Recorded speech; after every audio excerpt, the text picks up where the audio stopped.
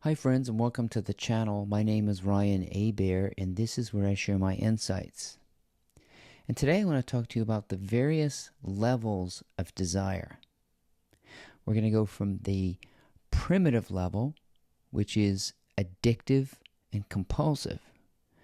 And we'll go to what I think of as the highest form of desire, which is desirelessness. So stick around and I hope you'll enjoy my journey through the levels of desire.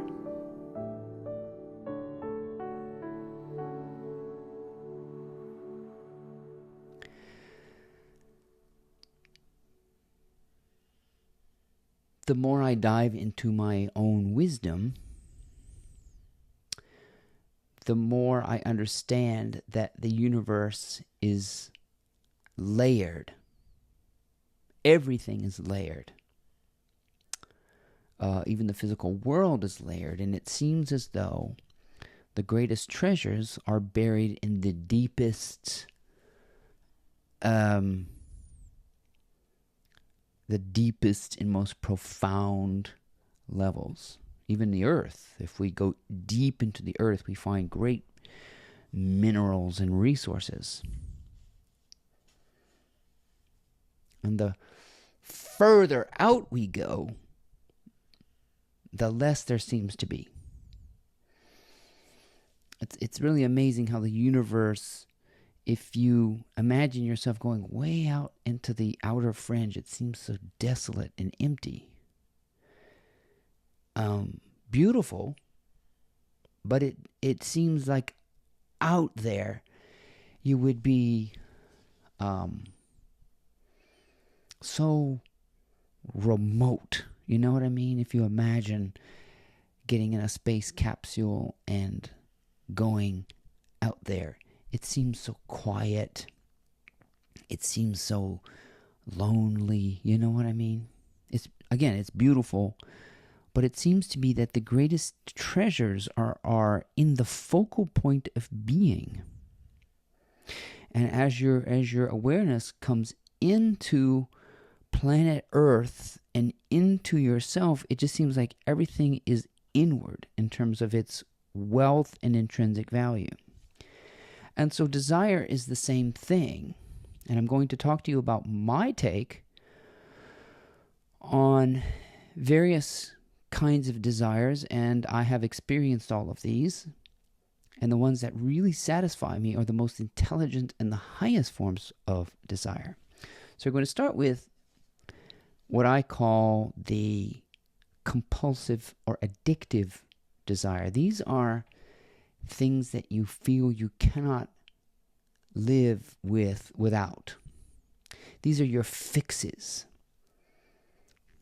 Like if you desire a boyfriend, you just think about it and think about it, and you have to have it. And if you didn't have a boyfriend, life would be awful. Or that you need to lose 50 pounds, and if you just constantly hunger and want, that's addiction. Even if you got it, even if you got your fix, it wouldn't fix you. Even if you finally ended up with that boyfriend or that thing that you really wanted, you'd still feel empty. So that kind of desire is primitive. And it's really, really sticky and must have. One level up from that might be envious desire. Now this is if you see something that someone else has and you want it. That's a desire. Like if you go in the expensive neighborhoods and you see these opulent homes and you just, I gotta have that. That's a little bit less than an addiction. But it's an ugly desire because you want to take it away from somebody. Or you want to have something so that someone else can't have it. An envious desire might be to win a competition, to have this desire to be first place in something, to get a gold star or a ribbon or something like that, to be the best. That's what an envious desire is, and that's an icky one. one level up from that might be what you would call selfish desire. Now, selfish desire is wanting to do something so you can show it off. Social media is a wonderful cesspool of selfish desire. People go to places so they can tell people, I went to these places. It's like going to the Louvre and you see the Mona Lisa and you snap your picture of it and then leave the Mona Lisa and you post about how you saw the Mona Lisa and blah, blah, blah. Or you got a glimpse of the Pope. Look who I saw. So it's all about like this camera on you. So you desire something so that people can see what you have. That's selfish desire. This is a primitive form of desire. And let me tell you, it serves you no good.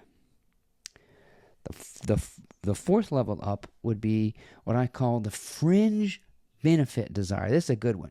Now, I'm getting all around the fringe benefits, like going out into outer space to find what you want. It's empty. The fringe benefit desire is taking a job because it pays well. That's a good one. Taking a job because it has good hours. Dating a guy because he's a doctor and he makes a lot of money. Selfish desire and fringe benefit desire. The reason why I say this is because I dated a doctor because I like the idea of dating a doctor. I didn't really like him.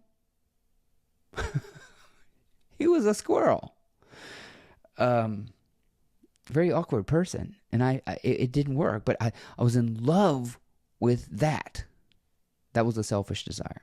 Fringe benefit desire might be dating somebody because they come from a prominent family.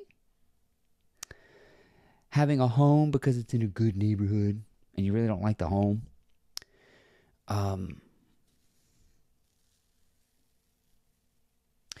Taking a job because it has good vacation.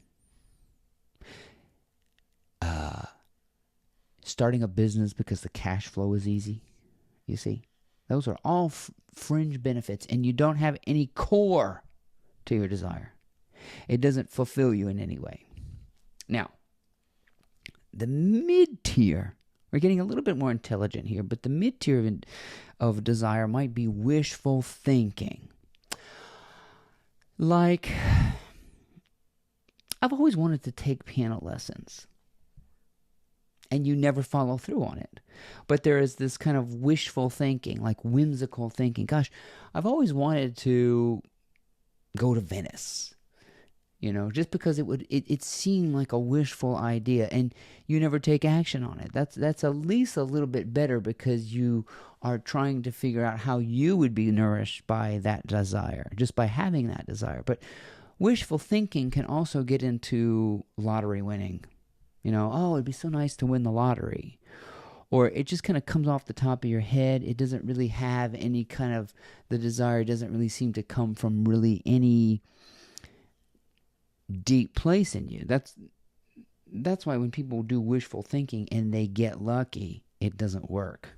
Lottery winners are a very good example of wishful thinkers. They think it's going to change their life and it doesn't.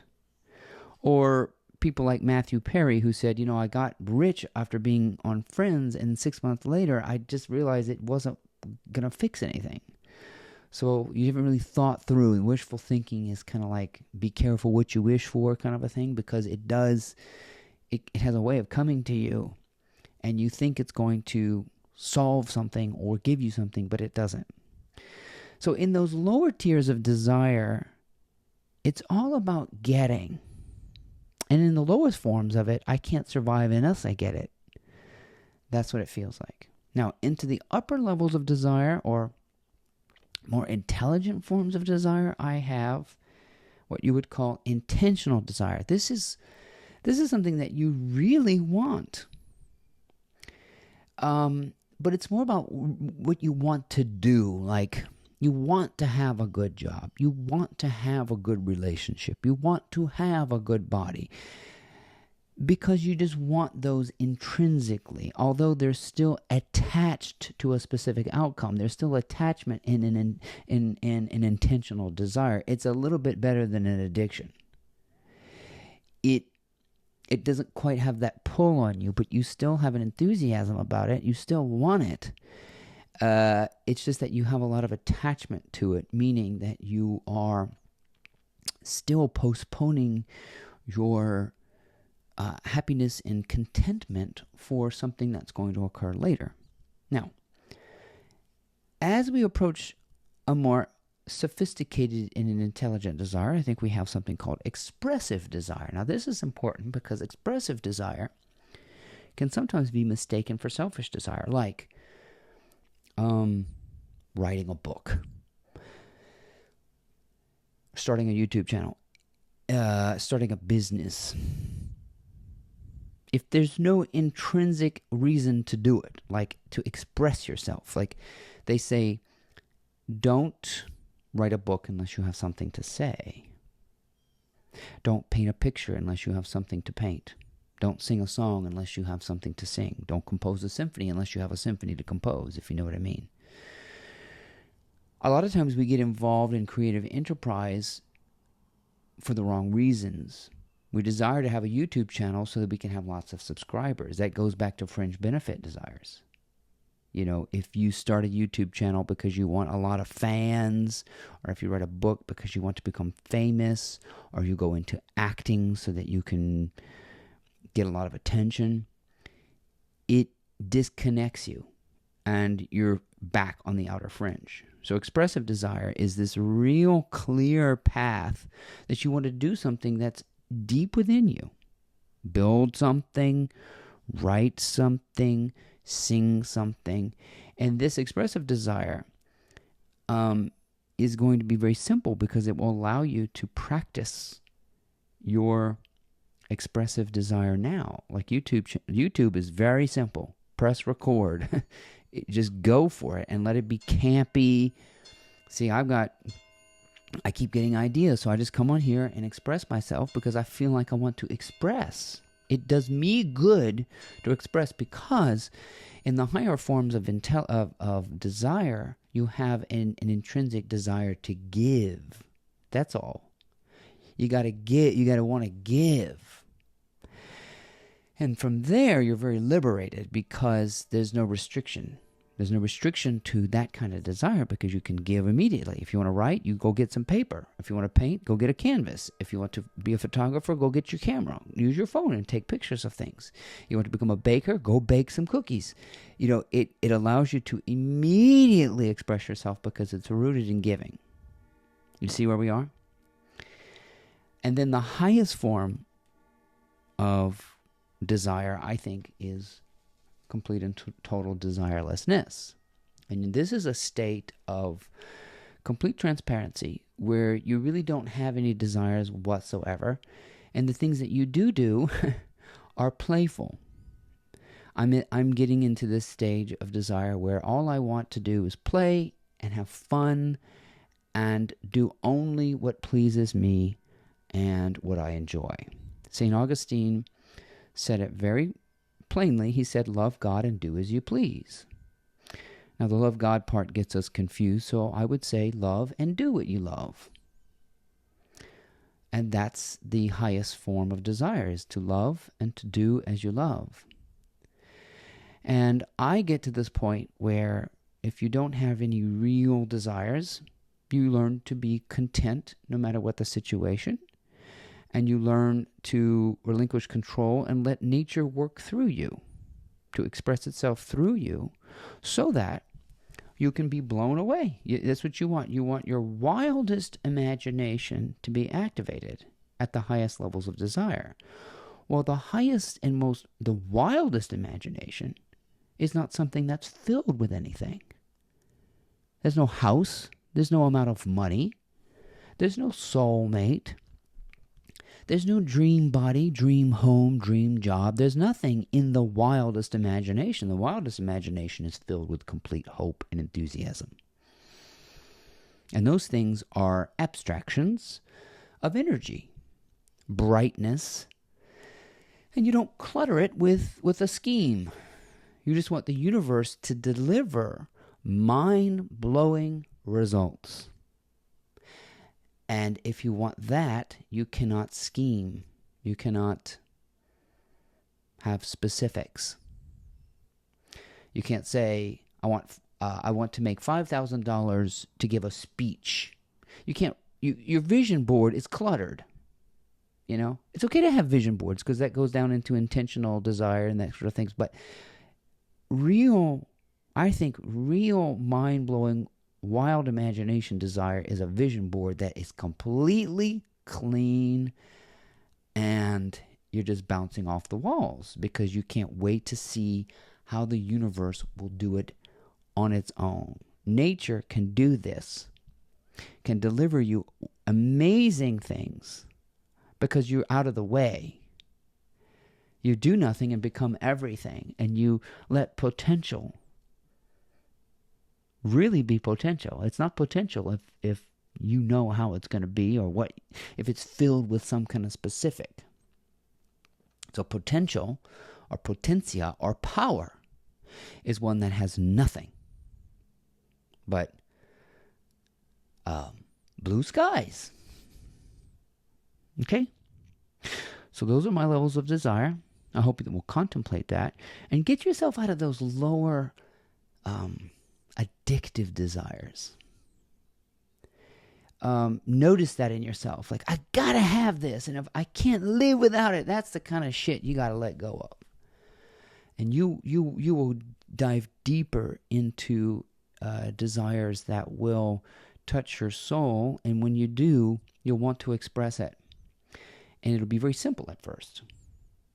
And I'm very grateful for YouTube because I can just hit record and upload my video and go and do some other fun things. These are not overly edited or overly thought about. These make me happy. I'm not about your reaction, although I like the feedback is great. It's fine. But these are for me. I express myself because it is an outlet for the universe to express itself in this venue. And I appreciate you listening to me. My name is Ryan Hebert. I hope you enjoy my way of thinking. And if you do, please check out my blog. It's called mymorningmotivator.com. And we'll see you next time.